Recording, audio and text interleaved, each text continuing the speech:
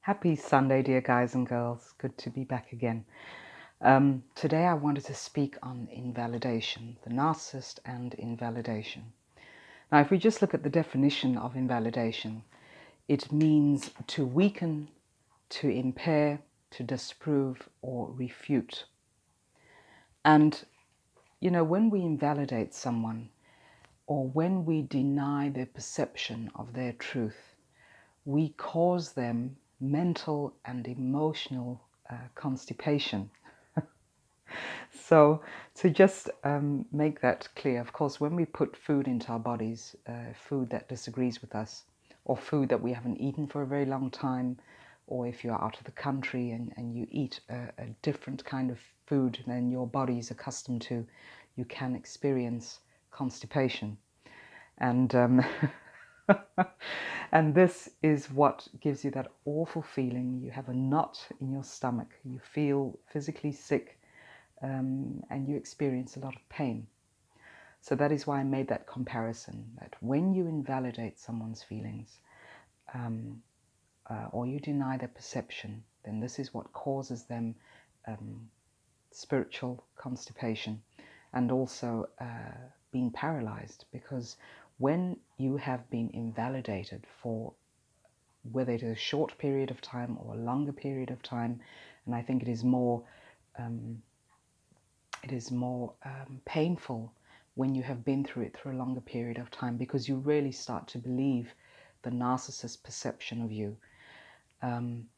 This is what causes the paralyzation, where you feel that you cannot move forward, you feel that you cannot leave the relationship because you have been conditioned to think a certain way. So when you look at, to just give an example, for those of you who have children, you can probably relate to this. When your child comes to you and says, "Mummy, Daddy, I'm hungry," and you say to them, "You can't be hungry," or "No, you're not hungry because you had dinner an hour ago." So by saying that, you are most times subconsciously denying their feelings, denying that feeling of hunger, denying the fact that they want to eat something. You are denying their emotions and their feelings. And or another example where your child might say to you, "Mummy, Daddy, can I have a sweater because I'm feeling cold?" And you'll say, "No, you're not feeling cold because it's really hot out." This is just invalidating someone, and we all do it.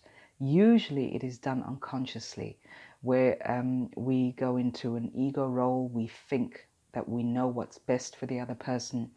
So we will go about saying, "No, it's not that way, it's this way." So we try and reinforce our opinions onto someone else. So this is something that we all do. There is nothing really wrong with that. When you become conscious of it, then you can stop yourself before you make that mistake of invalidating someone else's feelings or opinions. But with the narcissist, this is not done in the beginning stages, because of course in the beginning of the relationship you will be love bombed, you will be conditioned to enter into a relationship with them, so you will feel that your emotional needs are being met. And once you are in the relationship, this is when the invalidation starts. And it does get to a point where you feel absolutely paralyzed. You just don't know what to do. Invalidation is it's not just disagreeing with someone. The narcissist uses this process. It is a conditioning. It is a way of communicating to you that your feelings, your emotions, your perceptions are either stupid, silly, crazy, non-existent, dramatized, ridiculous.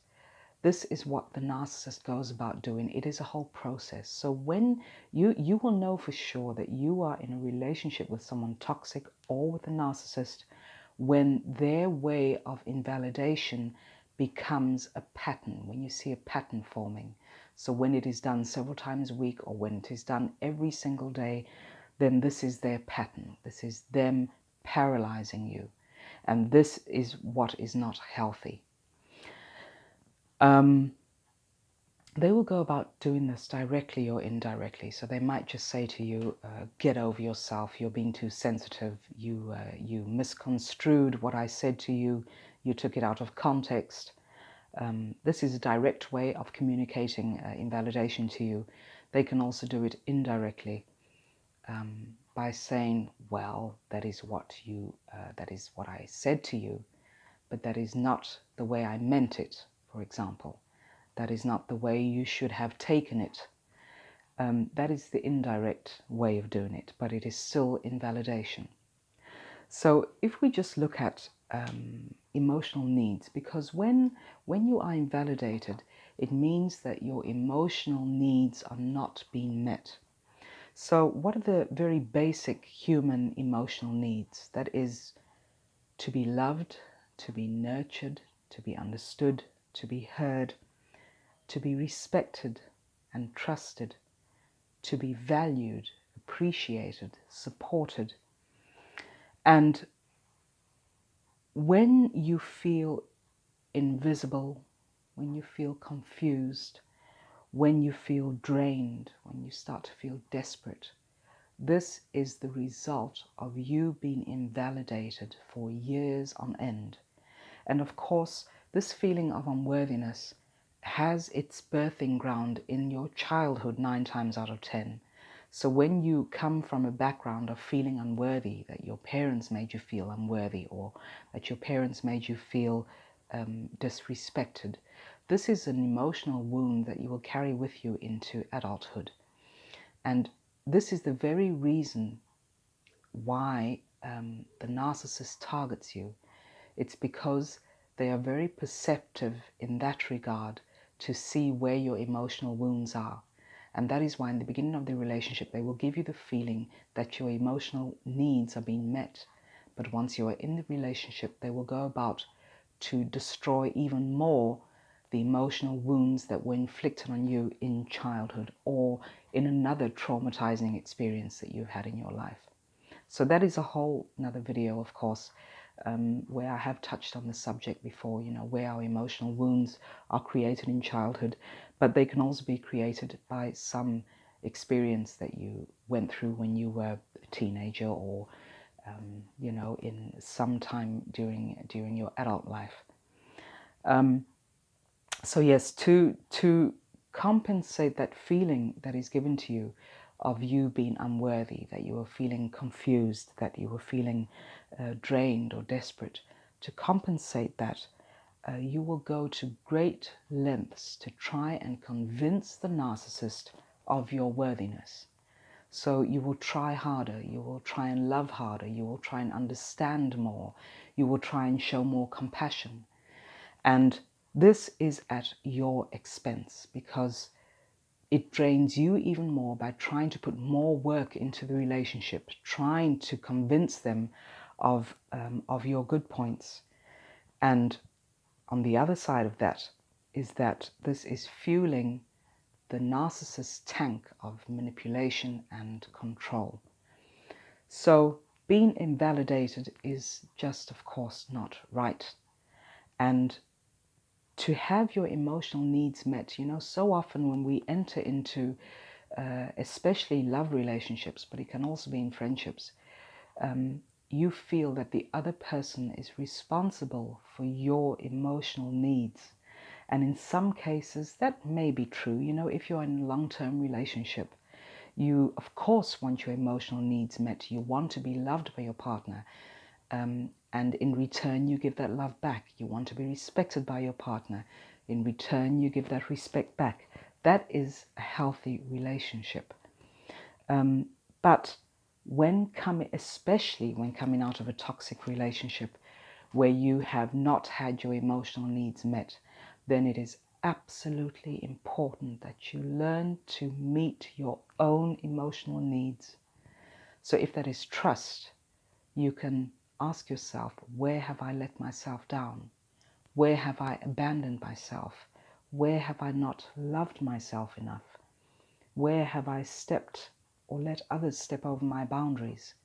This is all about meeting your emotional needs, and this is very important when you are healing from narcissistic abuse or toxic energy, then it is very important to have that very real conversation, very difficult conversation with yourself to see where you did not meet your own emotional needs. And once you start to get that clear in your head, get it clear for yourself, speak your truth to yourself, that is when you are able to heal. And that is when you will be able to validate your own experiences, your own judgment, your own perceptions, and move on from there to recover fully from narcissistic abuse.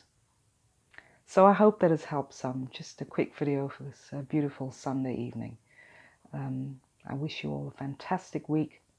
Take care of yourselves, validate yourself, and stop tolerating the invalidation from the narcissist or toxic person in your life. Take care, dear guys and girls, and speak to you all very soon. Bye now.